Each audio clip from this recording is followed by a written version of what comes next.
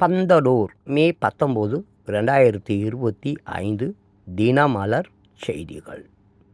நகைக்காக மாமியாரை கொன்ற மருமகள் சகோதரியுடன் கைது. கைருனிஷா அசீனா.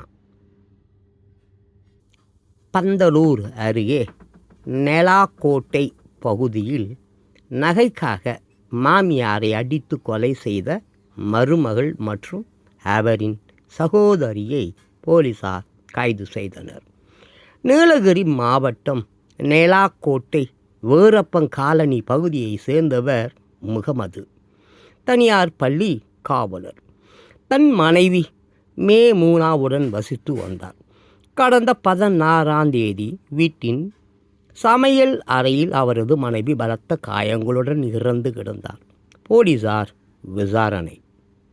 போலீசார் விசாரணையில் தெரிய வந்ததாவது, பந்தலூர் அருகே குடியிருக்கும் மேமூனாவின் மகன் சர்புதீனின் மனைவியான கைருனிஷா தேவர் சோலை கொட்டாய்மேடு பகுதியில் குடியிருந்து வரும் அவரின் தங்கை அஷீனா ஆகியோர் மேமூனாவை கொலை செய்தது தெரிந்தது.